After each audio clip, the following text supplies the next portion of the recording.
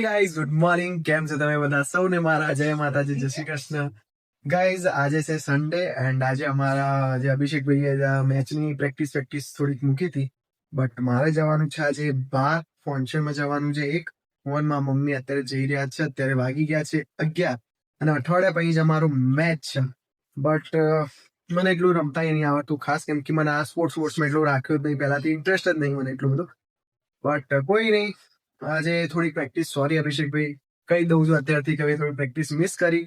But ચલો અત્યારે મારી મમ્મી પણ રેડી થાય તો હું તમને દેખાડું કે મારી મમ્મીનો શું ડ્રેસઅપ ચાલે. અત્યારે ગાઈઝ માં મમ્મી પણ રેડી થઈ ગઈ છે. વન પીસ શું કહેવાય, ગાઉન, વન પીસ ગાઉન, અને થોડીક ચાય થઈ ગઈ છે કે શું આ બધું ઉતાર કરે છે તું, મારું તૈયાર થઈ. ચલો તો અત્યારે જઈએ. ક્યાં જવાનું આપણે? Science city. ચલો ગાઈઝ અત્યારે જઈએ. હવે ગાઈસ મેં મારું આઉટફિટ તો તમને દેખાડ્યું જ નહીં. આમ તો વિડીયો તમે જોઈ લીધો હશે કે આ શર્ટ છે એકદમ મસ્ત, અને નીચે મતલબ કે મેં બેઝિકલી ફોર્મલ વેર કર્યા છે. અને મને ફંક્શન્સમાં કે કોઈ પણ જગ્યાએ મને ફોર્મલ જ ગમે છે. જીન્સ, ટી શર્ટ, પેન્ટ થોડુંક ઓછું મને ગમે છે. અને આ મારે એવા પ્રાઇમ પેલું કલેક્શનમાંથી કે મને આ બહુ ગમે છે. એમ એક પેલું શું કહેવાય ને, બેસ્ટ ઓફ ફેવરેટ છે મારા આ જોડી જે છે મારી.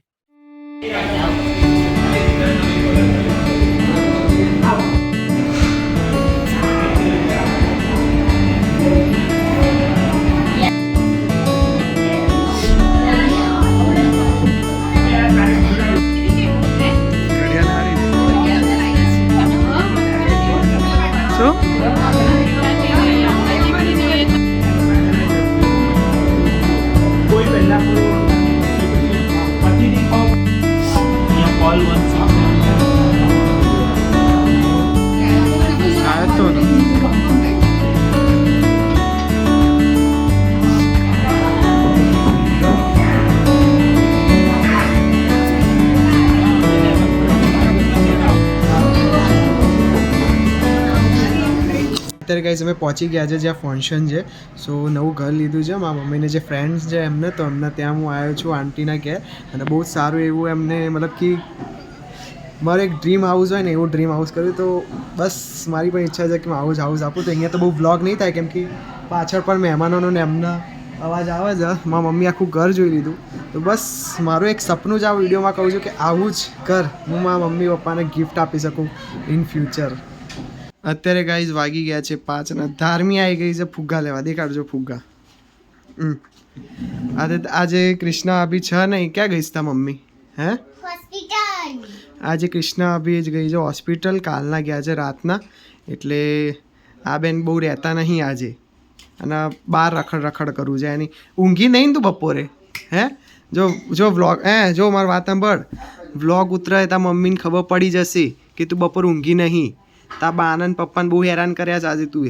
હે ચાલ હવે મોઢામાં ના નખાય.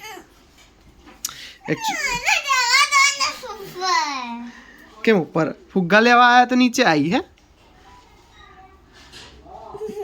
મોકલું તા મમ્મીને વિડીયો મોકલું? હે મોકલું એટલે તને ફોન કરીને બોલશે હમણાં આ બધું માથું બાથું બધું. અને મમ્મી ના જવા દો. ગાઈસ કૃષ્ણા અભીના જે બા છે એમની તબિયત થોડી ખરાબ છે, તો એ કાલના ગયા છે. અને ધાર્મીબેન આજથી સવારથી અને બા અને પપ્પા જોડે જ રહેતી હતી, અને અત્યારે એ ગઈ છે નીચે. તો શેર ધ્યાન રાખવા માટે મારે જવું પડશે કેમ કે રસ્તા અહીંયા બધા જ ખબર છે એને. રસ્તા બધા જ ખબર, અહીંયાથી ભાગોળ એકલી જાય છે, સાયકલ એકલી એમ ચાલતા બધા એને અહીંયા ઓળખે છે અમારા. એટલે મને નહીં ઓળખતા ને એટલે તો એને ઓળખે છે લોકો કે થોડું ધ્યાન તો રાખવું પડે, આમ તેમ રસ્તા ઉપર ના જતી રહે. અને એ અને અક્ષુ રમે છે, તો જોઈને જોઉં હું શું કરે છે એ લોકો. અત્યારે ગાઈઝ હું આવ્યો તો નીચે નાને જો ફુગ્ગામાં આવે ને પાણી ભરીને રાખી દીધું. એના ફૂટશે તો બધું ભીનું ભીનું થશે. શું છે તારે? હે આ બધા ધંધા કરવા મેં તને ફુગ્ગા આપ્યા, ચાલ આપી દે. લાય ફોડ દઉં, લાય ફોડ દઉં. અહીંયા પહેલાં તો અહીંયા કોઈ પણ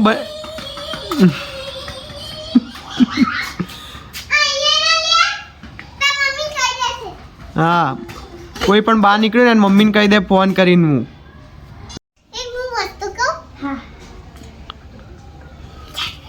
હું તાલી આપો, તાલી આપો. ધાર્મી એકલી ટેકો મોમાં ના નાખા. લઈ હું લઈ લઉં ફુગ્ગો, લઈ લઉં. લાય ચાલ આપી દે. હે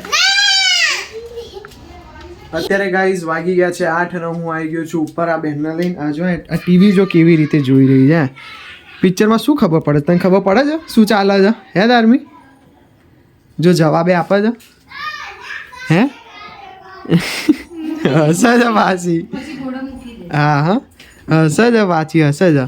તને ખબર પડે ધાર્મી શું પિક્ચરમાં જોવો જતું? હે એ પિક્ચરોની એટલી શોખીન છે ને અને થિયેટરમાં કોઈ પણ પિક્ચર જોવા લઈ જાઓ બેઠી બેઠી જોઈ જ કરશે. લે અવાજ કરી દો. જો એટલે વ્લોગ બનાવો તો ને એટલે મેં અવાજ કર્યો તો બંધ.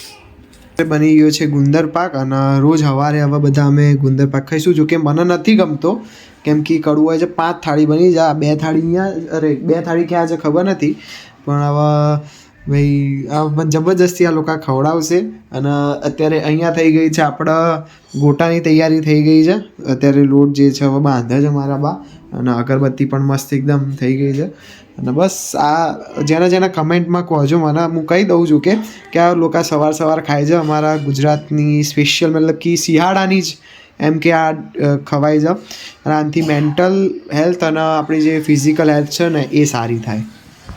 અત્યારે ગાઈઝ જો પિક્ચર ચાલે છે એકદમ મતલબ કે જે કોમેડીની કિંગ પિક્ચર કહેવાય ને ફિર હેરા ફેરી એ પિક્ચર ચાલે છે. અને અત્યારે આ બેઠી છે આને એક પિક્ચર બતાવ્યું અને આ બીજું પિક્ચર આને ચાલુ કર્યું છે. અત્યારે કલાકની આ પલંગ ઉપરથી હલી હોય તો ના કે ક્લેનો હાલ જો એને કર્યો છે. બધા 3 4 મિલાઈને શું આમાં શું થતું એ જોયું હે? મને કે ચલ હે મતલબ કે ગાઈઝ આ પિક્ચર છે ને આમ શું કહે જેટલી વાર જોવો ને એટલી વાર આની કોમેડી ટાઈમિંગ કે કંઈ પણ કહી લો બધામાં હસવું આવશે ને આવશે ને આવશે જ.